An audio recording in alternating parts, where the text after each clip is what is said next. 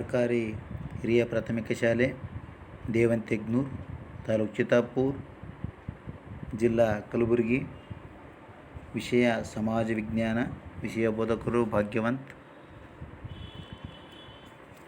ನಾವಿವತ್ತು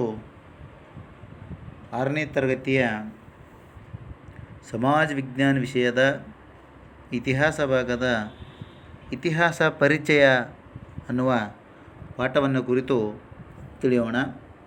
ಇತಿಹಾಸ ಪರಿಚಯ ಅಂದರೆ ಇತಿಹಾಸದ ಬಗ್ಗೆ ನಾವು ತಿಳಿದುಕೊಳ್ಳುವುದು. ಮೊದಲಿಗೆ ಇತಿಹಾಸ ಅಂದರೆ ಏನು ನಿಮಗೆಲ್ಲರಿಗೂ ಗೊತ್ತಿದೆ. ಹಿಂದೆ ಗತಿಸಿ ಹೋದಂತಹ ಸಂಗತಿಗಳನ್ನು ಕ್ರಮಬದ್ಧವಾಗಿ ಅಧ್ಯಯನ ಮಾಡುವುದೇ ಇತಿಹಾಸ. ಅಂದರೆ ಭೂತಕಾಲದಲ್ಲಿ ನಡೆದು ಹೋದಂತಹ ಘಟನೆಗಳನ್ನು ಅಧ್ಯಯನ ಮಾಡುವುದು, ಇದು ಇತಿಹಾಸ ಅಂತ ನಾವು ಕರಿತೀವಿ. ಅಂದರೆ ಹಿಂದಿನ ಕಾಲದಲ್ಲಿ ಯಾವ್ಯಾವ ಘಟನೆಗಳು ನಡೆದು ಹೋಗಿವೆ ಅವುಗಳನ್ನು ಕುರಿತು ಕ್ರಮಬದ್ಧವಾಗಿ ಅಧ್ಯಯನ ಮಾಡೋದು ಇತಿಹಾಸ. ಇತಿಹಾಸ ಪದದ ಅರ್ಥ ಏನು? ಇತಿ ಎಂದರೆ ಹೀಗೆ, ಹ ಎಂದರೆ ಖಚಿತತೆ, ಅಸ್ ಎಂದರೆ ನಡೆದಿತು. ಹೀಗೆ ಖಚಿತವಾಗಿ ನಡೆಯಿತು ಎಂಬುದು ಇತಿಹಾಸವಾಗುತ್ತದೆ. ಹೀಗೆ ಖಚಿತವಾಗಿ ನಡೆದಿತ್ತು, ಹಿಂದಿನ ಕಾಲದಲ್ಲಿ ಹೀಗೆ ಖಚಿತವಾಗಿ ನಡೆದಿತ್ತು ಎನ್ನುವಂತಹ ವಿಷಯಗಳನ್ನು ತಿಳಿಸುವುದು ಇತಿಹಾಸ. ಇತಿಹಾಸಕ್ಕೆ ಸಂಬಂಧಿಸಿದ ವ್ಯಾಖ್ಯೆಗಳು ಯಾವ್ಯಾವ ವ್ಯಾಖ್ಯೆಗಳು ಒಂದೆರಡು ನೋಡೋಣ. ಹೆರೋಡೋಟಸ್ ನಿಮಗೆ ಗೊತ್ತಿದೆ, ಇವರನ್ನು ಇತಿಹಾಸದ ಪಿತಾಮಹ ಅಂತ ಕರಿತೀವಿ. ಇವರು ಹಿಸ್ಟೋರಿಯಾ ಅಂತಕ್ಕಂಥ ಕೃತಿಯನ್ನು ಬರೆದಿದ್ದಾರೆ. ಈ ಹಿಸ್ಟೋರಿಯಾ ಕೃತಿ ಏನು ಒಳಗೊಂಡಿದೆ ಅಂದರೆ ಗ್ರೀಕ್ ಮತ್ತು ಪರ್ಷಿಯನ್ನರ ಯುದ್ಧಗಳನ್ನು ಒಳಗೊಂಡಿದೆ. ನಾವು ಇವರನ್ನೇ ಇತಿಹಾಸದ ಪಿತಾಮಹ ಎಂದು ಕರೆಯಲು ಕಾರಣವೇನು? ಮೊಟ್ಟ ಮೊದಲ ಬಾರಿಗೆ ಇತಿಹಾಸವನ್ನು ವೈಜ್ಞಾನಿಕವಾಗಿ ಅಧ್ಯಯನ ಮಾಡಿ ಇವರು ಅದಕ್ಕೆ ವೈಜ್ಞಾನಿಕ ಮೂಲ ಬುನಾದಿಯನ್ನು ತಂದುಕೊಟ್ಟರು. ಅದಕ್ಕೋಸ್ಕರ ನಾವು ಇವರನ್ನು ಇತಿಹಾಸದ ಪಿತಾಮಹ ಅಂತೇಳಿ ಕರಿತೀವಿ. ಇವರು ಮೂಲತಃ ಗ್ರೀಕ್ ದೇಶದವರು. ಹಾಗಾಗಿ ಇವರು ಇತಿಹಾಸದ ಒಂದು ವಾಕ್ಯವನ್ನು ನೀಡಿದ್ದಾರೆ.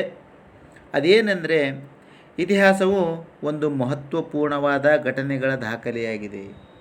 ಹೌದು, ಇತಿಹಾಸ ಎಂತಹ ಘಟನೆಗಳ ದಾಖಲೆಯಾಗಿದೆ ಅಂದರೆ ಮಹತ್ವಪೂರ್ಣವಾದ ಘಟನೆಗಳ ದಾಖಲೆ ಹೇಗಿರಬೇಕು ಅಂತಂದರೆ ಅಲ್ಲಿ ಮಹತ್ವವಾಗಿರಬೇಕು. ಒಂದು ಇತಿಹಾಸವನ್ನು ಕಥೆಯನ್ನು ಓದಿದಾಗ ಒಂದು ಏನಾದರೂ ಬದಲಾವಣೆ ಆಗಬೇಕು, ಅಂತಹ ಒಂದು ಘಟನೆಗಳನ್ನು ಕುರಿತು ಹೇಳ್ತದೆ. ಇನ್ನೊಬ್ಬರು ಭಾರತೀಯ ಚಿಂತಕರು, ಭಾರತದ ಪ್ರಧಾನ ಮಂತ್ರಿಗಳಾದಂತಹ ಶ್ರೀ ಪಂಡಿತ್ ಜವಾಹರಲಾಲ್ ನೆಹರು ಅವರು ಕೂಡ ಒಂದು ಇತಿಹಾಸವನ್ನು ಕುರಿತು ವ್ಯಾಖ್ಯೆಯನ್ನು ಹೇಳಿದ್ದಾರೆ. ಅನಾಗರಿಕತೆಯಿಂದ ನಾಗರಿಕತೆಯೆಡೆಗೆ ಸಾಗಿ ಬಂದ ಮನುಕುಲದ ಕಥೆಯೇ ಇತಿಹಾಸ ಅಂತ ಕರೆದಿದ್ದಾರೆ. ಅನಾಗರಿಕತೆಯಿಂದ ನಾಗರಿಕತೆಯೆಡೆಗೆ ಸಾಗಿ ಬಂದಂಥ ಮನುಕುಲದ ಕಥೆಯೇ ಇತಿಹಾಸ. ಅನಾಗರಿಕತೆ ಅಂತಂದರೆ ನಿಮ್ಗೆ ಗೊತ್ತಿದೆ, ಆದಿಮಾನವ ಹುಟ್ಟಿನಿಂದಲೂ ಮಂಗನಿಂದ ಮಾನವ ಅಂತ ನೀವು ಕತೆ ಕೇಳಿದ್ದೀರಿ. ಅಂದರೆ ಆದಿಮಾನವನಿಂದಲೂ ಬೆಂಕಿ ಕಂಡುಕೊಂಡು, ನಂತರ ಮಾಂಸವನ್ನು ಬೇಯಿಸಿ ತಿಂದು, ನಂತರ ಪ್ರಾಣಿಗಳನ್ನು ಬಳಸಿಕೊಂಡು, ನಂತರ ಒಂದೇ ಕಡೆ ನೆಲೆಯಾಗಿ ನಿಂತು, ನಂತರ ಬೆಳೆಯನ್ನು ಬೆಳೆದು, ನಂತರ ವಸತಿಯನ್ನು ಕಂಡುಕೊಂಡು, ನಂತರ ಸ್ನೇಹ ಸಂಬಂಧದಿಂದ ಜೀವನವನ್ನು ನಡೆಸುವುದು ಹಾಗೂ ಒಳ್ಳೆಯ ವ್ಯಕ್ತಿಯಾಗಿ ಅಂದರೆ ನಾಗರಿಕನಾಗಿ ಬದುಕಲು ಕಲಿಯುವವರೆಗೆ ನಡೆದಂತಹ ಒಂದು ಘಟನೆಗಳ ದಾಖಲೆ ಅಂದರೆ ಅನಾಗರಿಕತೆಯಿಂದ ನಾಗರಿಕತೆಯೆಡೆಗೆ ಸಾಗಿ ಬಂದ ಮಾನವನ ಕತೆ, ಮನುಕುಲದ ಕತೆ. ಇತಿಹಾಸವು ಗತಕಾಲದ ಘಟನೆಗಳ ದಾಖಲೆ, ಇತಿಹಾಸವು ಸಂಗತಿಗಳ ದಾಖಲೆ. ಹೀಗೆ ಏನು ಬೇಕಾದರೂ ನಾವು ಕರಿಬೋದು. ರವೀಂದ್ರನಾಥ್ ಟ್ಯಾಗೂರ್ ಅವರು ಹೇಳ್ತಾರೆ ಇತಿಹಾಸದ ಕುರಿತು. ರವೀಂದ್ರನಾಥ್ ಟ್ಯಾಗೂರ್ ಅವರು ರಾಷ್ಟ್ರಕವಿ, ಇವರು ಇತಿಹಾಸವನ್ನು ಕುರಿತು ಹೇಳ್ತಾರೆ, ಇರುವುದು ಒಂದೇ ಇತಿಹಾಸ, ಅದೇ ಮನುಕುಲದ ಇತಿಹಾಸ. ನೋಡ್ರಿ, ಇರುವುದು ಒಂದೇ ಇತಿಹಾಸ, ಅದೇ ಮಾನವ ಕುಲದ ಇತಿಹಾಸ, ಮನುಕುಲದ ಇತಿಹಾಸ ಅಂತ ಎಷ್ಟು ಚಂದ ಹೇಳಿದ್ದಾರೆ ನೋಡ್ರಿ ಇವರು. ಈ ರೀತಿಯಾಗಿ ಇತಿಹಾಸವನ್ನು ಅಧ್ಯಯನ ಮಾಡಿದೆವು ನಾವು. ಇತಿಹಾಸ ಅಂದ್ರೇನು, ಕತೆ ಮತ್ತು ಇತಿಹಾಸಕ್ಕಿರುವ ವ್ಯತ್ಯಾಸ. ಕತೆ ಊಹೆಗೆ ಸಂಬಂಧಪಟ್ಟಿದ್ದು, ಇತಿಹಾಸ ಸತ್ಯಕ್ಕೆ ಸಂಬಂಧಪಟ್ಟಿದ್ದು. ಕತೆ ಇತಿಹಾಸವಾಗಬಹುದು, ಇತಿಹಾಸ ಕಥೆಯೂ ಆಗಬಹುದು. ಹೇಗೆಂದರೆ ಇತಿಹಾಸವನ್ನು ಮಕ್ಕಳಿಗೆ ಹೇಳಿದಾಗ ಅದು ಕತೆ ರೂಪದಲ್ಲಿ ಆಗುತ್ತದೆ. ನಾವು ಒಂದು ಕಟ್ಟುಕತೆಯನ್ನು ಹೇಳಿದಾಗ ಯಾವುದೇ ಒಂದು ಮಗು ಅದನ್ನು ಪ್ರಯತ್ನಪಟ್ಟು ನಿರ್ಮಿಸಿದಾಗ, ಸಾಧಿಸಿದಾಗ ಅದು ಇತಿಹಾಸವಾಗುತ್ತದೆ. ಈ ರೀತಿ ಕಥೆಗೂ ಮತ್ತು ಇತಿಹಾಸಕ್ಕೂ, ಕತೆ ಅಂದರೆ ನಂಬಿಕೆಗೆ ಅರ್ಹವಲ್ಲ, ಸತ್ಯ ಇರ್ತಕ್ಕಂಥ ಘಟನೆ ಅಲ್ಲ. ಇತಿಹಾಸ ಅಂದರೆ ನಂಬಿಕೆ ಅರ್ಹ, ಸತ್ಯ ಇರ್ತಕ್ಕಂಥ ಘಟನೆ, ಕ್ರಮಬದ್ಧವಾಗಿ ಅಧ್ಯಯನ ಮಾಡ್ತಕ್ಕಂಥದ್ದು. ಈ ರೀತಿಯಾಗಿ ಕೆಲವು ವ್ಯತ್ಯಾಸಗಳು, ಹೋಲಿಕೆಗಳು ಕಂಡುಬರುತ್ತವೆ. ಸೊ ನಾವು ಆಧಾರಗಳು ಅಂತ ನೋಡ್ತೀವಿ. ನೋಡಿರಿ, ಆಧಾರ ಅಂತಕ್ಕಂಥದ್ದು ಭಾಳಷ್ಟು ಮುಖ್ಯವಾದದ್ದು. ಇತಿಹಾಸ ಅಧ್ಯಯನ ಮಾಡಬೇಕಾದ್ರೆ ಆಧಾರಗಳು ಇರಲೇಬೇಕು. ಇತಿಹಾಸಕಾರ ಒಬ್ಬ ನ್ಯಾಯವಾದಿ ಇದ್ದಂತೆ. ನ್ಯಾಯವಾದಿಗಳು ಪ್ರಕರಣಕ್ಕೆ ಸಂಬಂಧಿಸಿದ ಸಾಕ್ಷ್ಯ ಪುರಾವೆಗಳನ್ನು ಸಂಗ್ರಹಿಸಿ ತಮ್ಮ ವಾದವನ್ನು ಮಂಡಿಸುತ್ತಾರೆ. ನೋಡ್ರಿ, ಅದೇ ರೀತಿ ಇತಿಹಾಸಕಾರನು ಕೂಡ ಆಧಾರಗಳನ್ನು ಸಂಗ್ರಹಿಸಿ ಅವುಗಳನ್ನು ವಿಮರ್ಶಿಸಿ ವಿಶ್ಲೇಷಿಸಿ ಇತಿಹಾಸವನ್ನು ಬರೆಯುತ್ತಾನೆ.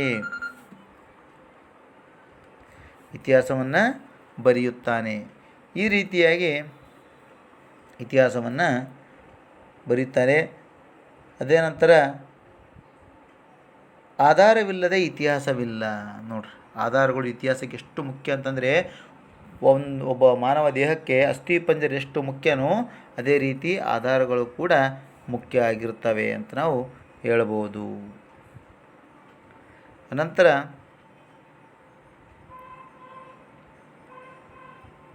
ಮುಂದಿನ ವಿಷಯ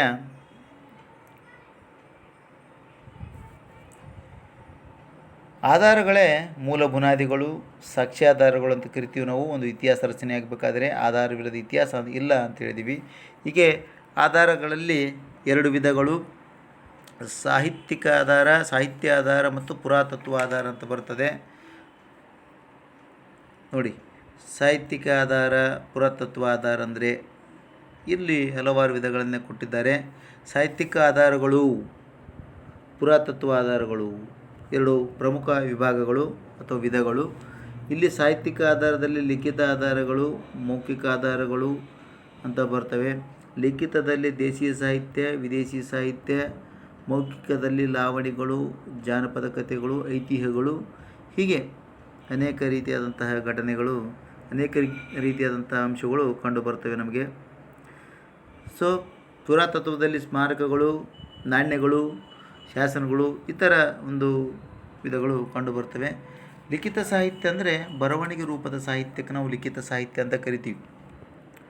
ಈ ಲಿಖಿತ ಸಾಹಿತ್ಯ ಅಂದರೆ ಬರವಣಿಗೆ ರೂಪದ ಸಾಹಿತ್ಯ.